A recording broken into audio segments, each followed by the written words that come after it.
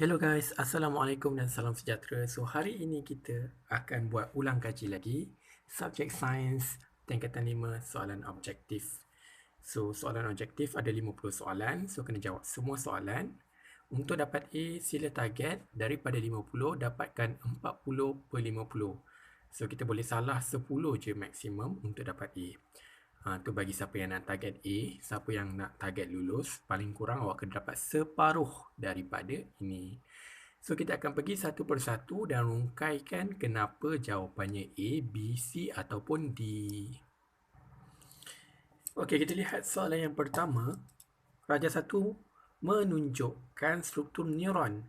Sebelum tu saya nak tanya, ni neuron apa? Tengok betul-betul. Okay, kalau neuron dia terbahagi kepada 3. Kita ada neuron perantaraan, neuron motor dan juga neuron deria. So kat sini kalau awak tengok, yang tak ada dekat sini adalah badan sel. Kat tengah-tengah ni tak ada badan sel. Ini adalah contoh neuron motor, di mana tugasnya membawa impuls saraf dari sistem saraf pusat ke efektor, ke otot-otot. Selalu yang hujung-hujung ni dia akan sambung kepada otot-otot kita. So dia tanya apakah X? X ni adalah salur yang panjang dekat dalam neuron tu. Nama dia ialah akson. Tugas akson ni membawa impuls keluar daripada badan sel. Kalau korang nampak kat sini, ini adalah badan sel. So tugas akson, salur yang panjang macam pipe ni, tugasnya membawa impuls keluar daripada badan sel ke dendrit neuron lain. Dia akan masuk kepada neuron lain. So, X ialah axon. So, kat sini badan sel, kat tengah-tengah ni nukleus. Dendrit ataupun dendron ni adalah yang kat hujung-hujung ni. Okey, faham? Okay, next soalan yang kedua. Aktiviti manakah yang melibatkan tindakan luar kawal? Kalau kita tengok menepuk tangan selepas menonton persembahan, ini adalah tindakan terkawal kerana kita boleh kawal menggunakan otak kita, berlaku secara sedar. B. Degupan jantung meningkat apabila cemas, ini adalah tindakan luar kawal. C. Berlari laju apabila dikejar anjing, masih tindakan terkawal. D. Berdiri apabila mendengar lagu kebangsaan dimainkan pun tindakan terkawal. Tindakan luar kawal ialah degupan jantung meningkat apabila cemas. Antara ciri lain tindakan luar kawal, dia berlaku tanpa sedar, tanpa kita sedari. Contohnya berdegup jantung kita. Ciri yang lain ialah dikawal oleh medula oblongata. Okey, kalau kita bandingkan dengan tindakan terkawal berlaku secara sedar. Kalau tak silap saya, dia dikawal oleh cerebrum. Kalau tindakan luar kawal, dikawal oleh medula oblongata. Kita lihat pula soalan nombor 3. Raja 2 menunjukkan sistem endokrin manusia. Apakah Y? Jadi Y yang ditunjukkan ini adalah kelenjar adrenal. Fungsi kelenjar adrenal ni dia ada pada bahagian atas ginjal. Fungsinya nak tapis air, garam mineral supaya buah pinggang kita dapat cuci. Itu adalah kelenjar adrenal. Kalau testis dekat kemaluan lelaki, kat bawah lagi. Kalau pankreas, yang atas ni pankreas, bentuk dia macam daun. Fungsi dia adalah untuk menghasilkan insulin sebab nak tukarkan glukosa kepada tenaga. Dan kita ada kelenjar pituitary, dia ada dekat otak sini. So, kelenjar pituitary di otak, dekat kita punya leher ni ada kelenjar thyroid. Kelenjar thyroid fungsinya untuk mengawal metabolisme badan. Kalau pituitary adalah untuk pertumbuhan, mengawal pertumbuhan badan kita. So, soalan 1 sampai 3 ni semua dalam bab 2. Bab 2 tingkatan 4. Kalau siapa ingat lagi lah. Sebab bab 2 tentang koordinasi badan. Kita belajar pasal neuron, sistem endokrin manusia. Kita belajar tentang tindakan terkawal dengan luar kawal. Next, soalan nombor 4. Soalan nombor 4 ni soalan yang simple. Semua orang jangan buat salah. Tentang rokok. Antara bahan berikut yang manakah terkandung di dalam rokok? So, selalu cikgu ingatkan, jangan hisap rokok kerana dalam rokok mengandungi nikotina. Nikotina inilah yang menyebabkan ketagihan. Ramai pelajar-pelajar yang dipengaruhi kawan hisap rokok dan tak boleh nak tinggalkan rokok kerana nikotina, ketagihan. Dan ada juga vape pun sekarang mempunyai nikotina, sangat bahaya. Jadi janganlah hisap rokok dan hisap vape. Soalan nombor 5. Raja Ampat menunjukkan proses mitosis. Kita belajar ada dua jenis, iaitu mitosis dan meiosis. Mitosis berlaku pada sel somatik, sel selain sel pembiakan. Contohnya dekat pipi kita, dekat kulit. Kalau meiosis berlaku pada sel pembiakan. So, soalan tanya antara pernyataan berikut yang manakah betul tentang mitosis? Gambar pun dia dah bagi. So, kita tengok yang manakah betul. Menghasilkan 4 sel anak yang sama. Dia tidak menghasilkan 4 sel anak. Dia hanya menghasilkan 2 sel anak. 1, 2. B. Menghasilkan 2 sel anak yang sama. Betul. Jawapannya B. Menghasilkan 2 sel anak yang sama. C. Pembahagian sel berlaku 2 kali. Salah. Hanya berlaku sekali sahaja. D. Setiap sel anak mempunyai separuh daripada bilangan kromosom induk. Pun salah. Sel anak mempunyai jumlah kromosom yang sama dengan induk. Kalau induk 2, dia mempunyai 2. Dia sama. So, yang paling betul dekat sini ialah B. Menghasilkan 2 sel anak yang sama. So, itu adalah ciri-ciri mitosis. Kalau meiosis, dia adalah menghasilkan 4 sel anak. Pembelahan sel, pembahagian sel berlaku 2 kali. Setiap sel anak mempunyai separuh bilangan kromosom. Itu ciri-ciri meiosis. Okay, pergi kepada soalan nombor 7. Antara yang berikut yang manakah menyebabkan sindrom Down? Okay, yang mana satu? Sindrom Down ni, dia disebabkan oleh mutasi kromosom, iaitu pertambahan satu kromosom pada pasangan kromosom ke-21.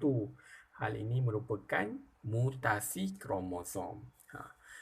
Sindrom Down dia tentang mutasi kromosom. Sebab kita belajar ada dua je, mutasi gen dengan mutasi kromosom. Kalau pindah silang ni dia berlaku masa proses meiosis. Untuk berlakunya kita panggil variasi. Selain sindrom Down, mutasi kromosom yang lain adalah sindrom Turner. Dia berlaku pada perempuan di mana sepatutnya perempuan dia ada kromosom XX. Tetapi bila berlaku sindrom Turner, dia kehilangan satu kromosom X yang menyebabkan perempuan tu menghalang perkembangan ciri-ciri seks dia. Contohnya dia kelihatan seperti tomboy.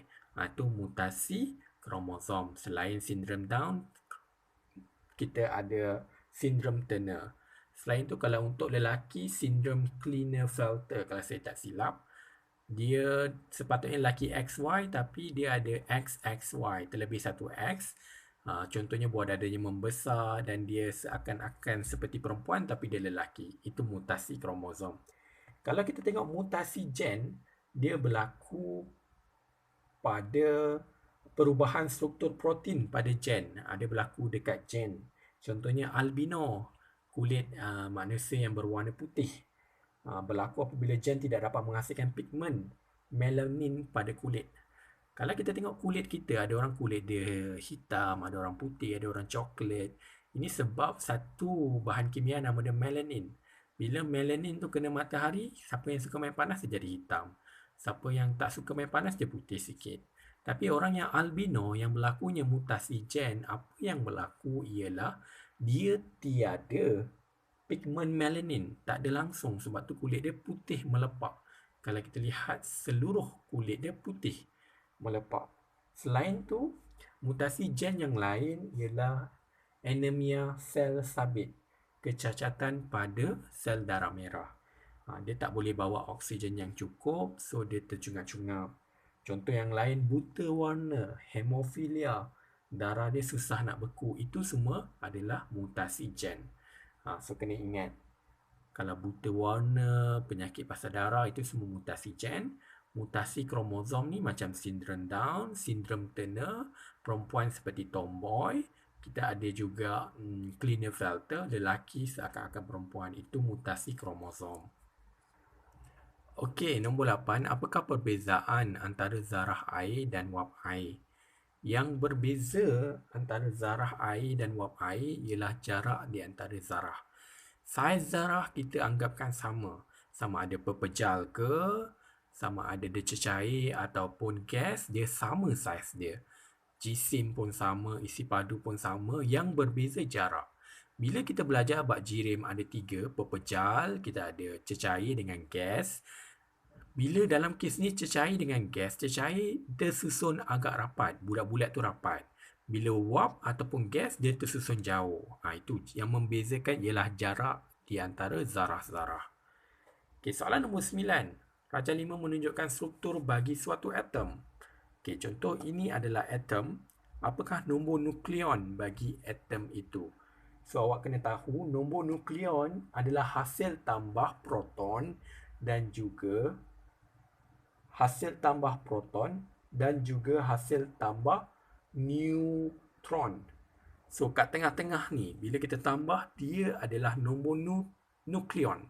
So, awak kira ada berapa? 1, 2, 3, 4, 5, 6, 7, 8, 9. So, bila awak tambah dapat 9, so jawapannya C.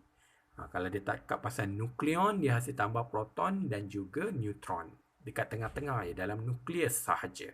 Kalau elektron yang kat hujung ni, kat dalam orbital, ada 1, 2, 3, 4. Ada 4 elektron.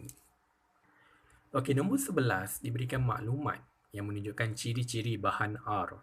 Keadaan pepejal pada suhu bilik boleh mengkondaksikan elektrik dalam keadaan pepejal dan juga leburan. Kalau kita tengok, glukosa tak boleh, gula. Sebab siapa pernah buat gula, kita panaskan gula. Tak kisahlah nak buat air gula ke apa. Bila panaskan gula, dia tak boleh mengkondaksikan elektrik pun sebab tidak ada ion yang bergerak bebas. Kalau natrium klorida, dia hanya boleh kondaksikan elektrik dalam keadaan natrium klorida, NaCl, dalam keadaan aqueous. Kalau sulfur adalah molekul, tak boleh kondaksikan elektrik. Hanya kalsium yang boleh mengkondaksikan elektrik dalam keadaan pepejal dan leburan sebab kalsium ialah logam. Logam ni special sikit. Logam ni dia konduktif. Dia dalam keadaan pepejal boleh kondak elektrik, dalam keadaan leburan pun boleh. Kalau elektrolit macam natrium klorida ni dalam keadaan leburan baru boleh. Dalam keadaan pepejal tak boleh lagi sebab ketiadaan air, tiada ion yang bergerak bebas. Nombor 12, rajah 6 menunjukkan sejenis tindak balas. Kita ada termometer, haba dibebaskan ke persekitaran. Okay, haba dibebaskan ke persekitaran. So, kita belajar tentang dua benda. Satu, eksotermik. Yang kedua, endotermik. Bila eksotermik, haba dibebaskan ke persekitaran. Endotermik, haba diserap daripada persekitaran. Berdasarkan rajah 6, manakah antara berikut yang mempunyai jenis tindak balas yang sama? So, jenis tindak balas yang sama ialah kondensasi. Haba dibebaskan ke persekitaran. Contoh kondensasi yang berlaku, contohnya proses pembentukan awan. Daripada awan, hujan. Itu adalah kondensasi. Kalau peleburan ais ni, daripada pepejal kepada cecair. Itu adalah proses endotermik. Kalau respirasi, pencernaan makanan.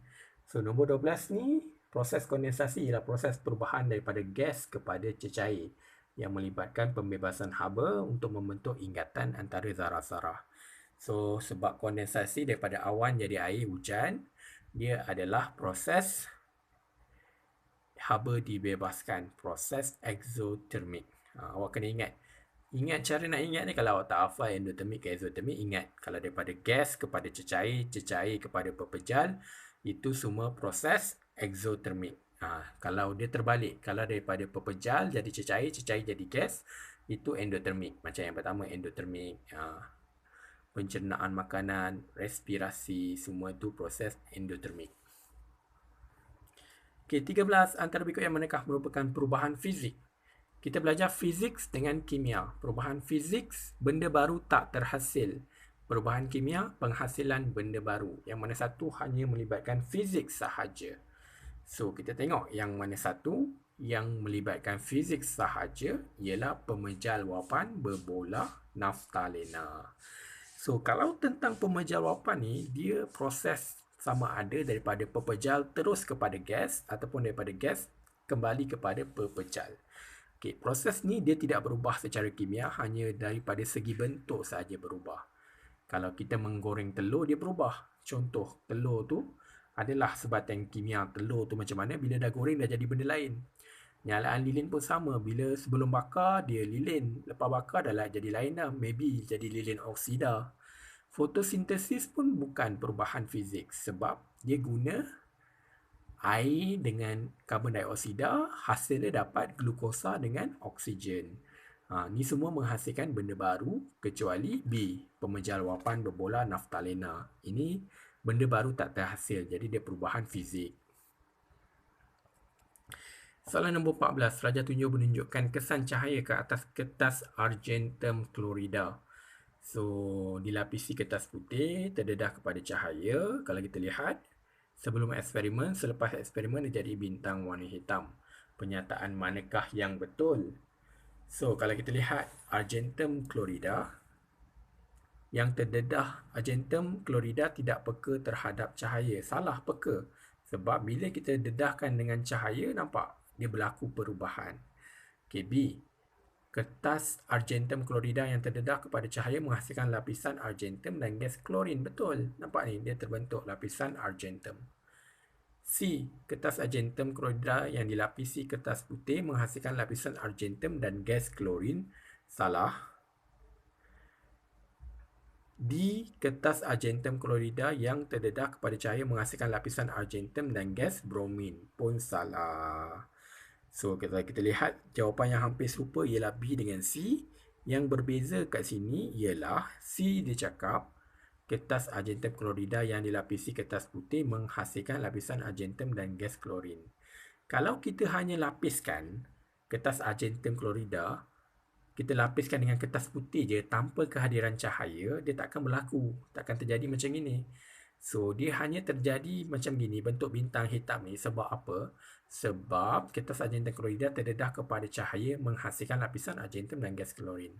Kehadiran cahaya yang membuatkan perubahan kimia ini. So, jawapan yang betul adalah B. Okey, soalan 15. Bahan radioaktif yang manakah digunakan untuk membunuh sel kanser? Ialah kobalt 60. Sebab kobalt 60 ni dihasilkan sinar gamma untuk membunuh sel kanser. Kalau natrium 24 ni adalah untuk mengesan paip bocor atau salur darah bocor. Itu yang berkaitan kebocoran, itu natrium 24. Kalau iodin 131 ni, kalau tak silap saya, pasal thyroid, untuk merawat thyroid. Ni awak kena cek balik. Kalau fosforus 32 senang, tentang nak tengok pokok tu kadar penyerapan baja dia. Selalu yang famous tentang fosforus 32, nak tengok pokok tu serap baja berapa banyak. Kobalt 60 untuk bunuh kanser, natrium 24 nak cek paip bocor ataupun darah bocor. Kalau jumpa artifak, pakai karbon 14. Contoh kita jumpa sel mumia dah 100 tahun, nak tahu umur dia berapa, macam mana saintis boleh tahu? Jumpa mumia, kata mumia ni dah mati tahun 1000 sebelum Masihi, dia pakai karbon 14. Siapa yang berminat tentang arkeologi, geologi, bolehlah ambil tentang mata pelajaran ni lah dekat universiti. Kita tengok soalan nombor 16. Raja 8 menunjukkan proses pembelahan nukleus untuk menghasilkan tenaga X. Okay, ini juga dalam bab radioaktif. Bila nukleus ni pecah, dia akan hasilkan apa? Dia akan hasilkan 2 sel yang lebih kecil dan 3 neuron dia akan hasilkan. So, apakah kegunaan tenaga X dalam reaktor nuklear? So, jadi fungsi dia adalah untuk apa? Fungsi kegunaan tenaga X ni, tenaga nuklear ni buat apa? Dia bila dia panas, dia boleh mendidihkan air kepada wap air. Simple je. Okay, soalan nombor 17 menunjukkan sebuah sistem tenaga nuklear. Apakah yang akan berlaku kepada manusia jika berlakunya kebocoran nuklear? Jadi, sangat berbahaya walaupun tenaga ni bermanfaat. Tenaga ni boleh menghasilkan tenaga yang banyak. Tapi bila berlakunya kebocoran, contoh yang berlaku dekat Chernobyl, so itu semua dekat Russia semua tu boleh menyebabkan itu semua boleh menyebabkan mutasi. So, contohnya bom nuklear dekat Hiroshima tu, sampai sekarang tempat tu tak boleh pergi walaupun sekarang dah berpuluh-puluh tahun. Apa yang berlaku, masih ada mutasi. Kalau kita pergi, kita boleh terkena mutasi kerana kebocoran tenaga nuklear ni dia boleh menyebabkan mutasi. Siapa yang tengok cerita X-Men tu boleh tengok lah. Tapi tak adalah jadi macam itu, kita boleh jadi cacat lah, sangat berbahaya. So janganlah pergi kepada tempat yang pernah dicemari oleh tenaga nuklear. Okey, 18 menunjukkan satu alat yang terdapat pada kapal selam. Siapa tahu ni nama alat apa? Nama dia periskop. Kalau korang nampak, dia bentuk dia macam bentuk L lah. Orang tengok daripada bawah boleh nampak yang ke atas ni. So, periskop ni alat yang digunakan dalam kapal selam untuk mengesan keadaan sekeliling di dalam air. Dia macam ninja sikit lah. Tu periskop. Kaleidoskop ni maybe untuk angkasa, saya tak pasti. Teleskop ni tengok bintang. Kanta pembesar ni nak tengok benda yang kecil. Okay, next soalan nombor 19. Ni bab cahaya. Ni susah sikit ni. Kalau tak hafal, tak boleh nak jawab. Okay, dia kata raja sebelah menunjukkan raja sinar kanta cembung jika objek berada pada 2F. So, pada 2F, siapa yang hafal? Pada 2F, apa yang berlaku ialah objek akan apa yang berlaku, image yang terbentuk ialah songsang sama saiz dengan objek yang nyata. Itu kalau dekat 2F. Yang ni kena hafal sikit. Kalau tegak songsang, sisi dan maya. Tegak songsang, sisi dan maya. Ini adalah image untuk lampu sorot boleh. Kalau tu awak kena hafal sikit lah. Saya akan tunjukkan jadual dia. So, ini adalah jadual-jadual yang diberikan. Kalau objek lebih besar daripada 2F, dia adalah contohnya kamera, iaitu nyata songsang lebih kecil daripada objek ciri dia. Kalau yang kita buat tadi tentang objek sama dengan 2F, contoh dia adalah nyata songsang dengan sama saiz dengan objek. Contoh yang lain, objek di tengah-tengah di antara F dengan 2F, yang terjadi ialah nyata songsang lebih besar daripada objek, contohnya projektor. Kalau objek sama dengan F, so lampu sorot maya tegak lebih besar, image terbentuk infinity. Kalau objek kurang daripada F, F dekat sini dia kurang, so dia maya tegak lebih besar daripada objek, contohnya kanta pembesar. So kena hafal ada 1, 2, 3, 4, 5. Yang ni tricky sikit lah, kena hafal sikit. Okay, next soalan nombor 20. Raja 12 menunjukkan seorang budak lelaki merenung langit pada waktu tengah hari. Mengapa langit kelihatan biru pada waktu tengah hari? Okay, ini konsep dalam bab cahaya juga. Dia adalah tentang penyerakan cahaya, the scattering of light. Di mana langit kelihatan biru pada waktu tengah hari dan kelihatan kemerah-merahan pada waktu senja. Dia disebabkan oleh cahaya diserakkan oleh zarah-zarah di atmosfera. So, kalau korang tengok waktu maghrib, itu cahaya dekat langit jadi warna merah, kemerah-merahan. Sebab ada banyak habuk. Kan waktu biasa kan kereta banyak kan. Bila dah maghrib semua habuk-habuk tu naik. So cahaya pun terserak. So berlakulah kat sini penyerakan, korang nampak langit kemerah-merahan. Kalau penyebaran cahaya ni, ini yang bila lalu prisma kaca ni, yang korang ingat Michael Jackson kurang handsome bila ia undur. Keluarlah warna merah, jingga, kuning, hijau, biru, indigo dengan ungu. Itu penyebaran cahaya. Kalau pembiasan cahaya ni bila masuk sudu ataupun straw dalam cawan, dia kelihatan bengkok. Ikan yang dekat sungai tu kelihatan tinggi, padahal korang tangkap tak dapat. Dia sebenarnya kat bawah. Sebab pembiasan cahaya lah yang berlaku. Penyerakan cahaya contohnya macam ni, langit kebiru-biruan pada waktu pagi, kemerah-merahan pada waktu petang. Kalau pantulan, dia macam penyebaran tapi hanya keluar satu cahaya je, lalu kat cermin. Lalu sini pantul. Tu pantulan cahaya. Okay, next. Soalan yang berikutnya 21. Dia tunjukkan tujuan pengaloyan dalam pembuatan set etih pewter. So, kita tahu pewter ni dia digunakan untuk alat perhiasan. Dalam kes ni sebagai teko lah kita panggil. Pewter tea set. Jadi dia cakap tujuan utama dia untuk apa? Tujuan utama dia adalah untuk menjadikan set teh pewter lebih berkilat dan menarik. Itu utama supaya mak-mak korang beli. Mak-mak kan suka mangkuk-mangkuk ni, mangkuk teko semua ni, isi air dia akan beli. Kalau mengurangkan kos pembuatan salah sebab dia lagi mahal lah, kita nak bagi cantik. Meningkatkan kekenyalan logam salah, untuk mengurangkan takat lebur logam pun salah. So yang paling tepat ialah untuk jadikan dia lebih berkilat dan menarik. So korang kena ingat, gabung-gabungan kita belajar alloy kan. Alloy kena ingat sikit. Kalau keluar soalan kena ingat tentang gabungan logam apa, gabungan logam apa. Kalau pewter ni dia gabungan timah, antimoni, kuprum dengan plumbum. Kalau ada antimoni tu, itu adalah pewter. Kalau loyang yang mak korang buat untuk bakar kek tu, itu adalah gabungan kuprum dengan zinc. Kalau keluli, gabungan besi dengan karbon. Kalau gangsa yang korang dapat pingat gangsa tu, ialah gabungan kuprum dengan timah.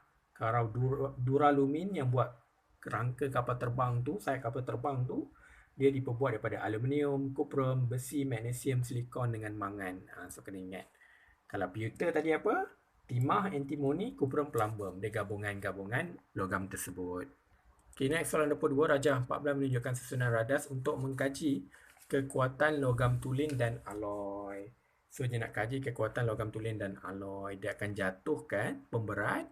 Dia jatuh kat bola keluli. So, dia akan kira lah lekukan yang terhasil. So, loyang 3.1, kuprum X. Soalan ni tanya apa? Yang manakah betul? Sebelum awak jawab, awak kena faham. Kat sini dia nak bandingkan logam asli iaitu kuprum dengan loyang. So awak kena tahu yang mana lagi kuat, mana lagi keras. Yang lagi keras ialah loyang sebab loyang ialah alloy. Bila dia lagi keras, lekuk dia sepatutnya kurang dalam. Kalau kuprum ni, lekuk dia sepatutnya lagi dalam. Tu sepatutnya yang betul. So kita nak tengok yang manakah benar kat bawah ni. Diameter lekukan blok kuprum lebih besar berbanding loyang. Betul lah sebab dia bukan alloy. Alloy ni dia lagi keras. Kalau logam biasa dia kurang keras. Sebab tu bila pemberat ni jatuh dia lagi tenggelam lagi dalam. So jawapannya A. Yang lain kita tengoklah. Senang je. Okay, kita pergi kepada soalan berikutnya. Okay, soalan 23. Rajah 15 menunjukkan pipe exhaust kerendaan yang mengeluarkan hasil pembakaran. Ni kalau exhaust ni karbon monoksida. Pembakaran bahan api fosil menghasilkan gas karbon monoksida yang berbahaya kepada kesihatan. Apakah cara yang terbaik untuk mengatasi masalah itu? Jadi cara yang terbaik dekat exhaust kerendaan ni memasang pengubah bermangkin pada pipe exhaust. Dia boleh kurangkan karbon monoksida yang terhasil. Kalau mengurangkan lebar pipe exhaust ni, pakai exhaust besar ke exhaust kecil sama je. Menambahkan panjang pipe exhaust pun tak guna, sama juga. Lebar exhaust pun sama. So yang paling penting kita pasang pengubah bermangkin. So boleh tukarlah karbon monoksida tu, kita boleh tukar jadi gas yang lebih selamat ataupun kurang kandungan gas karbon monoksida.